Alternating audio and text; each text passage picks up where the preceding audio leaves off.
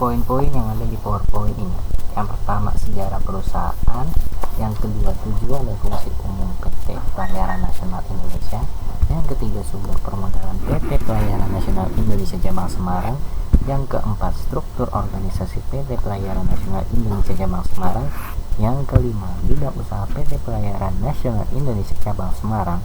Yang keenam, sistem akuntansi penerimaan kas PT Pelayaran Nasional Indonesia.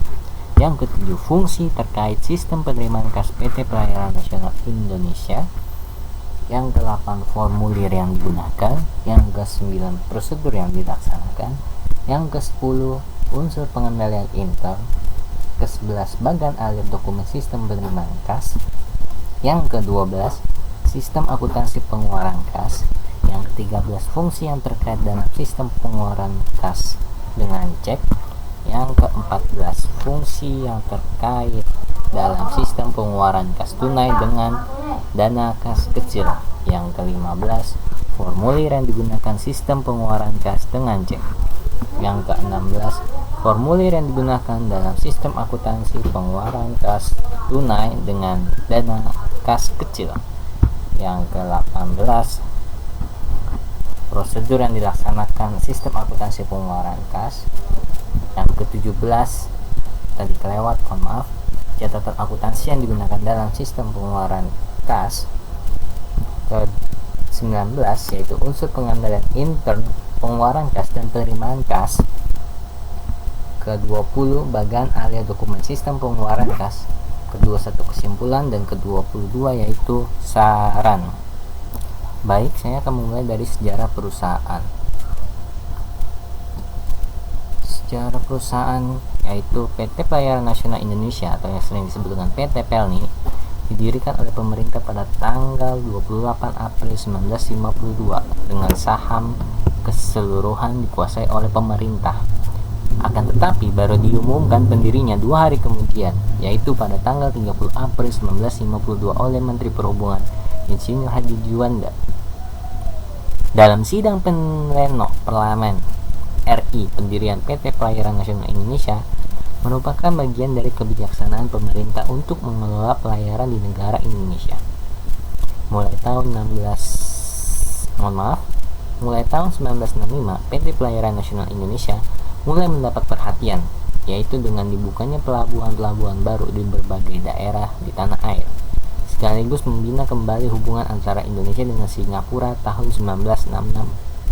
Pemerintah membentuk suatu program penyehatan, yaitu suatu usaha dari perusahaan untuk memperbaiki kondisi keuangan. Kegunaan dari program ini adalah untuk menyehatkan keuangan PT Pelayaran Nasional Indonesia agar mampu membayar hutang, sehingga likuiditas atau daya atau kemampuan bayar perusahaan terhadap hutang tetap stabil. PT Pelayaran Nasional Indonesia berada dalam kondisi yang memprihatinkan sejak awal tahun 1966. Perusahaan ini dari tahun ke tahun selalu mengalami kerugian. Untuk memperbaiki kondisi keuangan di PT Pelayaran Nasional Indonesia melakukan pergantian kepemimpinan, tetapi program tersebut tidak dapat membantu kondisi perekonomian perusahaan.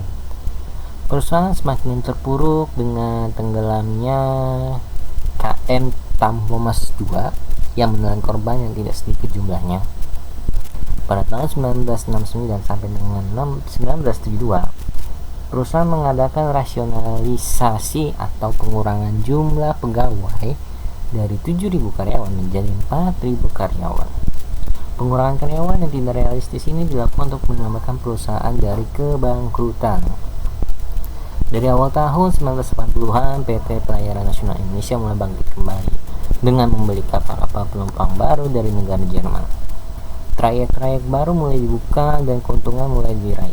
Salah satu contoh kapal yang mendatangkan keuntungan besar bagi perusahaan adalah KM Ambulu yang berkapasitas 925 penumpang. KM Ambulu melakukan pelayaran perdagangannya pada tanggal 14 Juli 1998. Berangkat dengan jalur pelayaran ke Pontianak dengan jumlah penumpang sekitar 700 orang. Kapal tersebut merupakan salah satu dari 5 buah kapal cepat yang dipesan pemerintah Indonesia dari galangan F.R. Luresen Werft, Jerman. Kapal dengan bobot mati 150 ton, draft 2 meter, kecepatannya hingga 38 knot, panjang 69,8 meter dan lebar 10,40 meter oleh PT Pelayaran Nasional Indonesia disebut sebagai kapal HSC atau bisa disebut dengan High Speed Craft. Untuk melaksanakan kebijaksanaan pemerintah, maka dibukakan cabang PT Pelayaran Nasional Indonesia di beberapa pelabuhan-pelabuhan di Indonesia, termasuk juga di Semarang. Kantor cabang Semarang berdiri pada tahun 1953. Pada saat ini, 90% kapal PT Pelayaran Nasional Indonesia telah memasuki seluruh pelabuhan dengan 61 kantor cabang. Setelah berjuang keras, PT Pelayaran Nasional Indonesia berhasil memperoleh pengakuan dari dunia internasional dengan penganugerahan sertifikat International Safety Management Code atau ISM Code yang terdiri dari sertifikat DOC atau Document of Compliance untuk manajemen di darat atau kantor pusat maupun SMC atau Safety Management Certificate untuk KM Bukit Siguntang. Penyerahan dilakukan pada tanggal 10 Juli 1998 oleh Dirjen Perhubungan Laut. Selanjutnya yaitu poin kedua, yaitu tujuan dan fungsi umum PT Pelayaran Nasional Indonesia. Di sini ada tujuan dan fungsi umum PT Pelayaran Nasional Indonesia. Yang pertama, menyediakan jasa angkutan laut bagi masyarakat. Yang kedua, memperoleh laba bagi perusahaan khususnya dan negara pada umumnya. Menunjang kebijaksanaan pemerintah dalam mempelajari angkutan ekspor impor non-migas. Yang keempat, mendorong mobilitas penduduk serta pemerataan hasil-hasil pembangunan ke seluruh wilayah Indonesia. Yang kelima, menunjang terciptanya perdamaian dan hubungan baik dengan negara tetangga. Oke, selanjutnya yang poin ketiga, yaitu sumber permodalan PT Pelayaran Nasional Indonesia Cabang Semarang.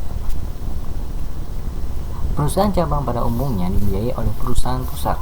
Demikian pula permodalan yang berlaku pada PT Pelayaran Nasional Indonesia Cabang Semarang. Sebagian besar berasal dari PT Pelayaran Nasional Indonesia Pusat di Jakarta. Modal tersebut digunakan untuk kegiatan operasional PT PELNI Cabang Semarang untuk dapat mencapai tujuan di bidang pelayanan angkutan laut kepada masyarakat. Selanjutnya yaitu poin keempat, struktur organisasi PT Pelayaran Nasional Indonesia Cabang Semarang. Yang pertama itu kepala cabang, kemudian ada 3 bagian lagi, yaitu operasi, keuangan, dan terminal. Operasi itu dibagi menjadi 3, yaitu kepala urusan pasasi atau muatan, yang kedua kepala urusan pelayanan kapal, dan yang ketiga kepala urusan flash section atau muatan. Kemudian di kepala bagian keuangan dibagi menjadi 3, yaitu kepala urusan pembukuan atau keuangan PT PELNI dan PT SBN atau PT Sarana Bandar Nasional. Yang kedua kepala urusan kasir PT SBN dan PT PELNI, dan yang ketiga kepala urusan personalia umum.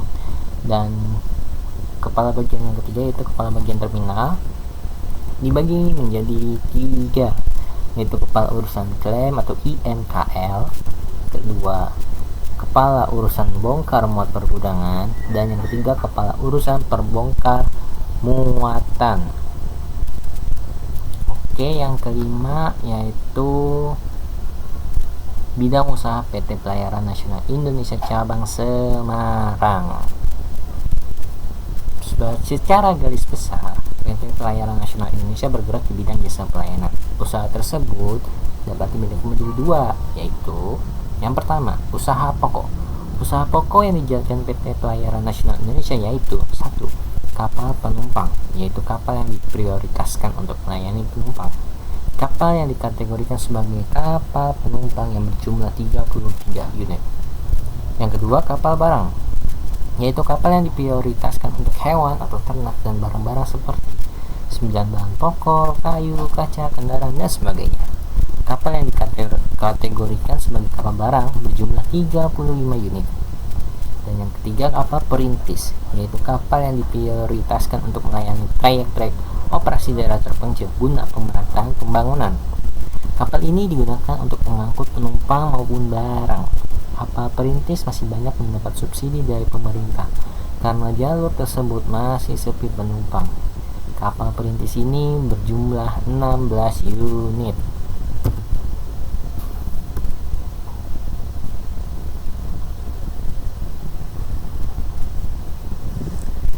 kedua, usaha sampingan atau usaha penunjang.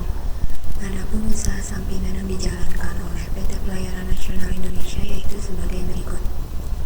Usaha EMKL atau ekspedisi muatan kapal laut, bertindak untuk dan atas nama pengirim atau penerima barang yang dimuat melalui angkutan laut yang merupakan wakil pengirim atau penerima barang untuk mengurus kepentingan yang berhubungan dengan pengiriman atau penerimaan barang tersebut. Selanjutnya, usaha keagenan. Pada prinsipnya, keagenan adalah suatu usaha dari PT Pelayaran Nasional Indonesia untuk mewakili kepentingan pihak lain yang menunjuk atas namanya.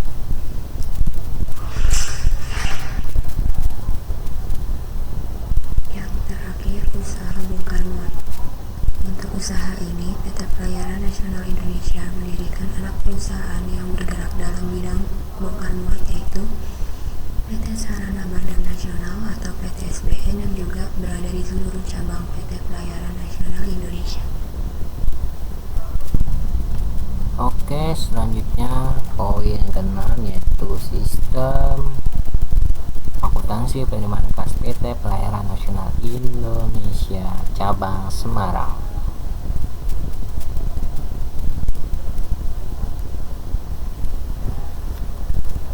Penerimaan kas pada PT Pelayaran Nasional Indonesia cabang Semarang berasal dari penjualan tiket, penumpang dan tiket barang serta dari penghasilan lain-lain. Dana kas dipegang oleh bagian kasir. Adapun penerimaan kas dari penghasilan lain pada PT Pelayaran Nasional Indonesia cabang Semarang diberikan sebagai berikut. Yang pertama itu uang tambang over bagasi, beban yang dikenakan atas kelebihan barang bawaan penumpang yang melebihi batas maksimal 20 kg. Yang kedua, uang muka pasasi, pembayaran oleh agen travel sebagai uang muka atas sejumlah tiket yang telah dibeli. Yang ketiga, uang tambang muatan, beban yang dikenakan pada pemilik barang yang akan memuatkan barangnya ke atas kapal. Yang keempat, penggantian tiket rusak, beban yang dikenakan kepada pembeli atas kerusakan tiket yang telah dibelinya baik secara sengaja ataupun tidak sengaja. Yang kelima, pelunasan issue tiket, membayar utang para agen travel atas pembelian tiket kepada PT Pelni di mana tiket telah diterima terlebih dahulu. Yang kelima, penghasilan lain kapal, penghasilan lainnya yang diperoleh dari kegiatan operasional di kapal seperti penghasilan dari persewaan kabin kapal, aula kapal, dan sebagainya. Selanjutnya yaitu poin ke-7 yaitu fungsi terkait sistem penerimaan kas PT Pelayaran Nasional Indonesia cabang Semarang.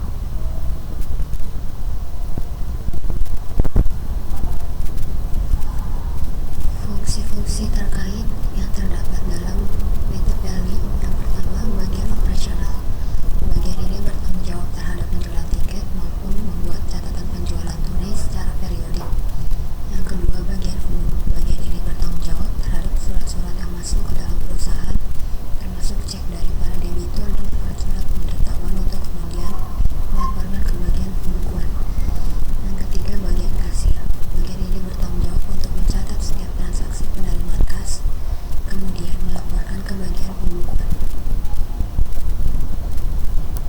Selanjutnya poin-poin ke-8 yaitu formulir yang digunakan dalam sistem akuntansi penerimaan kas dari penjualan tunai.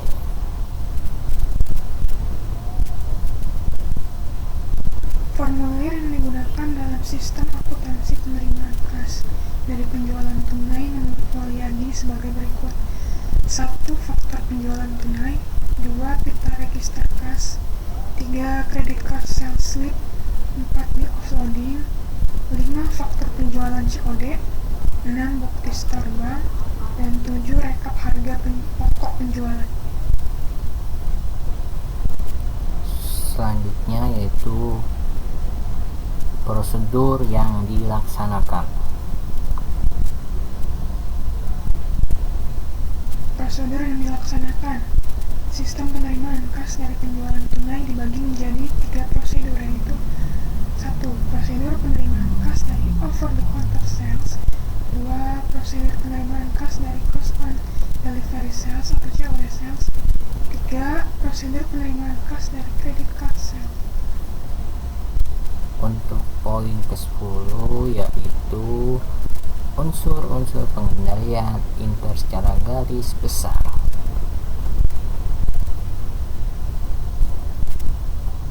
Unsur pengendalian intern secara garis besar sebagai berikut. 1. Struktur organisasi yang memisahkan tanggung jawab fungsional secara tegas. 2. Sistem otorisasi dan prosedur pencatatan yang memberikan perlindungan yang cukup terhadap kekayaan, utang, pendapatan, dan biaya. 3. Praktek yang sehat dalam melaksanakan tugas dan fungsi setiap unit organisasi. Dan 4. Karyawan yang mutunya sebagai tanggung jawabnya. Selanjutnya yaitu poin 11, bagan alir dokumen sistem penerimaan kas. Selanjutnya, formulir yang digunakan dalam sistem pengeluaran kas dengan cek ada 3. Yang pertama, bukti kas keluar. Dokumen ini berfungsi sebagai perintah pengeluaran kas kepada bagian kasa sebesar yang tercantum pada dokumen tersebut. Yang kedua, cek. Cek merupakan dokumen untuk memerintahkan bank melakukan pembayaran sejumlah uang kepada orang. Poin selanjutnya yaitu bagan alir dokumen sistem penerimaan kas. Nah, keterangannya yaitu pertama, pelanggan melakukan pembelian tiket di bagian operasional. Kemudian yang kedua, bagian operasional menggunakan faktur penjualan tunai untuk pelanggan dan kasir. Yang ketiga, kasir membuat bukti penerimaan uang berdasarkan faktur penjualan tunai dengan mendapatkan otorisasi dari kepala cabang. Yang keempat, BPU atau disebut juga dengan bukti penerimaan uang dan bukti pendukung diserahkan ke bagian pembukuan atau keuangan oleh kasir. Dan yang terakhir itu bagian keuangan menyusun jurnal dan buku besar dari setiap transaksi yang terjadi dan itu selesai. Itulah bagan alir dokumen sistem penerimaan kas. Selanjutnya poin selanjutnya yaitu sistem akuntansi pengeluaran kas. Sistem akuntansi pengeluaran kas secara garis besar pengeluaran kas perusahaan dilakukan menjadi dua sistem, yaitu sistem pengeluaran kas dengan cek dan sistem pengeluaran kas dengan uang tunai melalui dana kas kecil. Sistem akuntansi pengeluaran kas adalah kesatuan yang melibatkan bagian-bagian, formulir-formulir, catatan-catatan, prosedur-prosedur, dan alat-alat yang saling berkaitan satu sama lain yang digunakan perusahaan untuk menangani pengeluaran kas. Berikut diuraikan mengenai hal-hal yang berkaitan dengan sistem akuntansi pengeluaran kas. Fungsi-fungsi yang terkait dalam sistem pengeluaran kas dengan cek. Yang pertama itu fungsi yang mengeluarkan atau yang memerlukan pengeluaran kas. Yang kedua fungsi kas. Yang ketiga fungsi akuntansi. Dan keempat fungsi pemeriksa intern. Poin selanjutnya yaitu fungsi yang terkait dengan sistem pengeluaran kas tunai dengan dana kecil. Selanjutnya ada fungsi yang terkait dalam sistem pengeluaran kas tunai dengan dana kas kecil. Yang pertama ada fungsi kas. Fungsi ini bertanggung jawab dalam mengisi cek, memintakan otorisasi atas cek dan menyerahkan cek kepada pemegang dana kas kecil pada saat pengisian kembali dana kas kecil. Yang kedua ada fungsi akuntansi. Fungsi ini bertanggung jawab atas pencatatan pengeluaran kas kecil yang menyangkut biaya dan persediaan, pencatatan transaksi pembentukan dana kas kecil, pencatatan pengisian kembali dana kas kecil dalam jurnal pengeluaran kas atau register cek, pencatatan pengeluaran dana kas kecil dalam jurnal pengeluaran dana kas kecil, pembuatan bukti kas keluar yang memberikan otorisasi kepada fungsi kas dalam mengeluarkan cek sebesar dokumen tersebut. Fungsi ini juga bertanggung jawab untuk melakukan verifikasi kelengkapan dan kesahihan dokumen pendukung yang dipakai sebagai dasar pembuatan bukti kas kecil. Yang ketiga ada fungsi pemegang dana kas kecil. Fungsi ini bertanggung jawab atas penyimpangan dana kas kecil, pengeluaran dana kas kecil sesuai dengan otorisasi dari pejabat tertentu yang ditunjuk, dan permintaan pengisian kembali dana kas kecil. Yang keempat, ada fungsi yang memerlukan pembayaran tunai. Dan yang kelima, ada fungsi pemeriksa intern. Fungsi ini bertanggung jawab atas perhitungan dana kas kecil secara periodik dan mencocokkan hasil perhitungannya dengan catatan kas. Fungsi ini juga bertanggung jawab atas pemeriksaan secara mendadak terhadap saldo dana kas kecil yang ada di tangan pemegang dana kas kecil.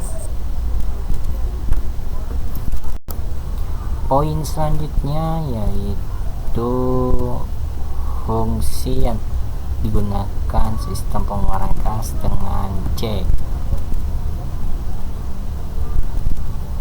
Selanjutnya, formulir yang digunakan dalam sistem pengeluaran kas dengan cek ada 3. Yang pertama, bukti kas keluar. Dokumen ini berfungsi sebagai perintah pengeluaran kas kepada bagian kasa sebesar yang tercantum pada dokumen tersebut. Yang kedua, cek. Cek merupakan dokumen untuk memerintahkan bank melakukan pembayaran sejumlah uang kepada orang atau organisasi yang namanya tercantum pada cek. Ketiga, permintaan cek. Dokumen ini berfungsi sebagai permintaan dari fungsi yang memerlukan pengeluaran kas kepada fungsi akuntansi untuk membuat bukti kas keluar. Poin selanjutnya yaitu formulir yang digunakan dalam sistem akuntansi pengeluaran tunai dengan kas kecil.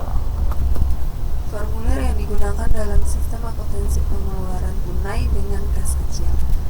Pertama, bukti kas keluar.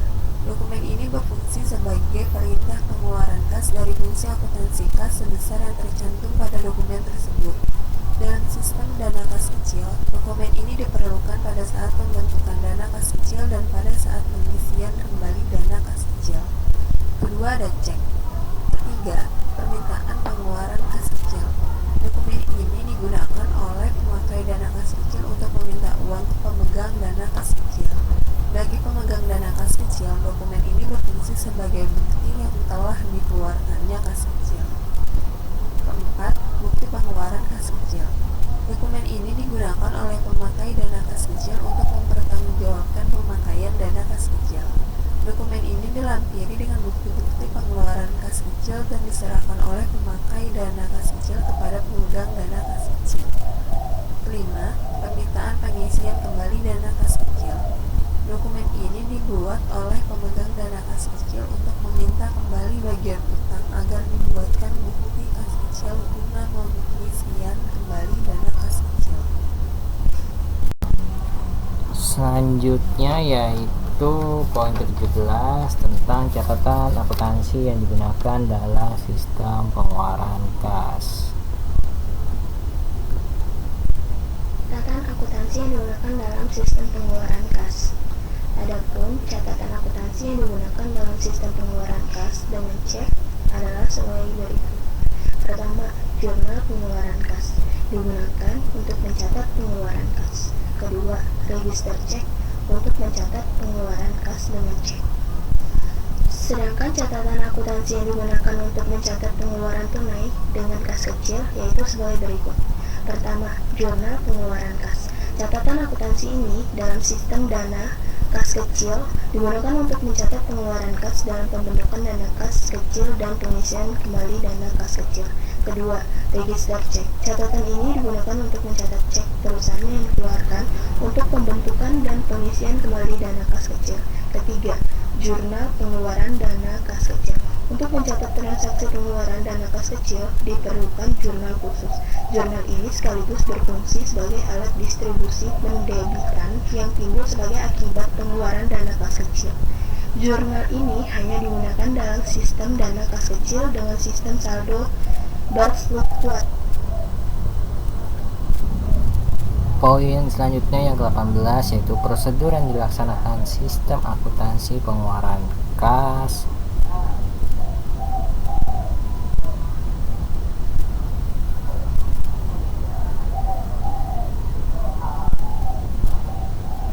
Prosedur yang dilaksanakan sistem akuntansi pengeluaran kas. Prosedur yang dilaksanakan Sistem akuntansi pengeluaran kas dengan cek yang tidak memerlukan permintaan cek terdiri dari jaringan prosedur sebagai berikut. Pertama, prosedur pembuatan bukti kas keluar. Kedua, prosedur pembayaran kas. Ketiga, prosedur pencatatan pengeluaran kas. Sedangkan dalam sistem dana kas kecil dengan fluctuating fund balance system dibagi menjadi 3 prosedur, yaitu sebagai berikut.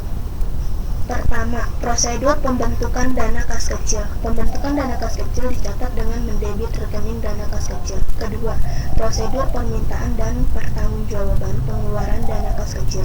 Pengeluaran dana kas kecil dicatat dengan mengkredit rekening dana kas kecil sehingga setiap saldo rekening ini berfluktuasi. Ketiga, prosedur pengisian kembali dana kas kecil. Pengisian kembali dana kas kecil dilakukan dengan jumlah sesuai dengan keperluan dan dicatat dengan mendebit rekening dana kas kecil. Dalam sistem ini, saldo rekening dana kas kecil berfluktuasi dari waktu ke waktu. Poin selanjutnya yaitu unsur pengendalian intern, pengeluaran kas dan penerimaan kas. Unsur pengendalian intern. Pertama, organisasi. 1. Fungsi penyimpan kas harus terpisah dari fungsi akuntansi. Kedua, transaksi penerimaan dan pengeluaran kas tidak boleh dilaksanakan sendiri oleh bagian kasa sejak awal sampai akhir tanpa campur tangan dari fungsi yang lain. Sistem otorisasi dan prosedur pencatatan. 1. Pengeluaran kas harus mendapat otorisasi dari pejabat yang berwenang. Kedua, pembukuan dan penutupan rekening bank harus mendapatkan persetujuan dari pejabat yang berwenang. Ketiga, pencatatan dalam jurnal pengeluaran kas didasarkan pada bukti kas keluar yang telah mendapat otorisasi dari pejabat yang berwenang dan yang dilampiri dengan dokumen pendukung yang lengkap. Praktek yang sehat. Pertama, saldo kas yang ada di tangan harus dilindungi dari kemungkinan pencurian atau penggunaan yang tidak semestinya. Kedua, dokumen dasar dan dokumen pendukung transaksi pengeluaran bank harus dibubuhi cap lunas oleh bagian kasa setelah transaksi pengeluaran kas dilakukan. Ketiga, penggunaan rekening koran bank yang merupakan fungsi formasi dari pihak ketiga untuk mengecek ketelitian catatan kas oleh fungsi pemeriksa intern yang merupakan fungsi yang tidak terlibat dalam pencatatan dan penyimpanan kas. Keempat, semua pengeluaran kas harus dilakukan dengan cek atas nama perusahaan penerima pembayaran atau dengan pemindah bukuan. Kelima, jika pengeluaran kas hanya menyangkut jumlah yang kecil dilakukan melalui dana kas kecil yang diselenggarakan dengan impres sistem. Keenam, secara periodik diadakan pencocokan jumlah fisik kas yang ada di tangan dengan jumlah kas yang menurut catatan akuntansi. Ketujuh, kas yang ada di tangan dan kas yang ada di perjalanan diasuransikan dari kerugian. Kedelapan, kasir diasuransikan.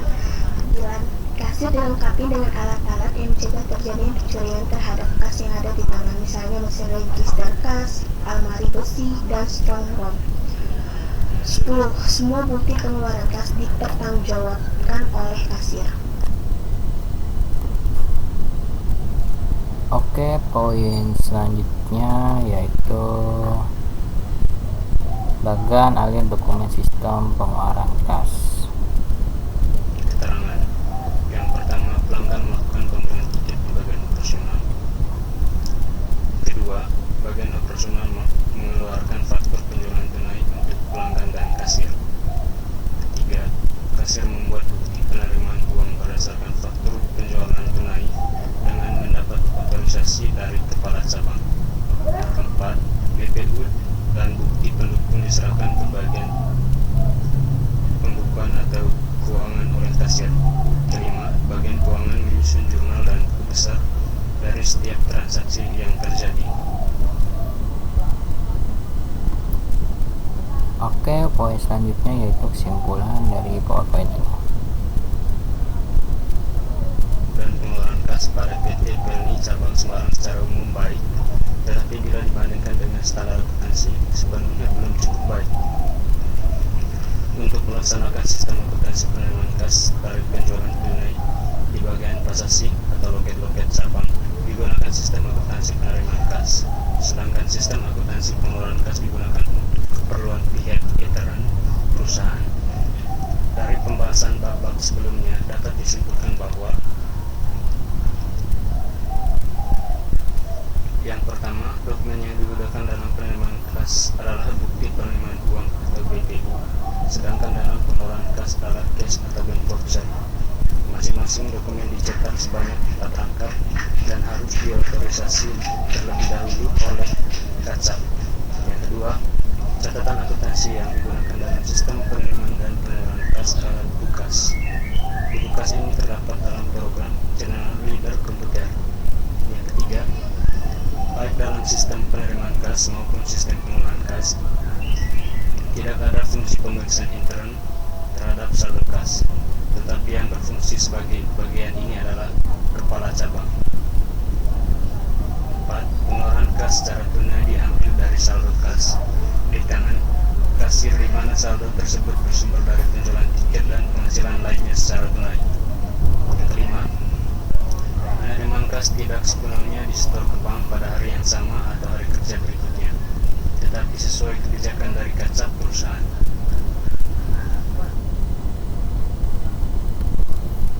Dan poin terakhir yaitu saran. Saran. Berdasarkan kajian di atas, disampaikan saran sebagai berikut. Yang pertama, dalam pelaksanaan sistem akuntansi pengeluaran kas, sebaiknya perusahaan membentuk sistem dana kas kecil dengan menggunakan sistem dana tetap atau sistem impres.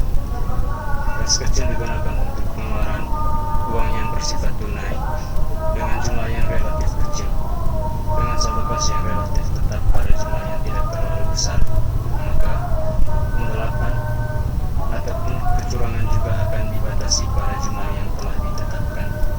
Yang kedua, sebaiknya penerimaan kas tunai pada bagian kasir segera disetor ke bank pada hari yang sama atau hari kerja berikutnya, dan tidak diperkenankan melakukan pengeluaran kas dari kas yang diterima dari hasil penjualan maupun penghasilan lainnya. Dengan demikian, catatan penerimaan kas dalam jurnal penerimaan kas dapat dikonsiliasi dengan catatan setoran ke bank yang dapat dalam rekening koran bank.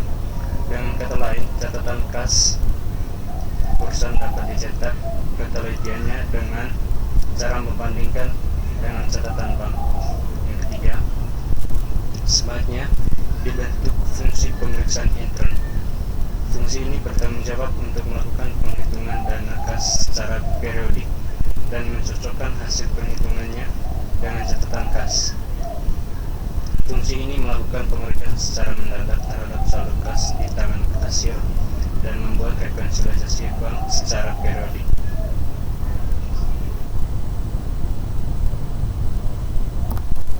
Sekian dari kelompok kami, dari kelompok 4, dari kas 016007. Mohon maaf bila ada kesalahan kata-kata dalam pembuatan video dan kekurangan dalam pembuatan video ini. Akhir kata, wassalamualaikum warahmatullahi wabarakatuh.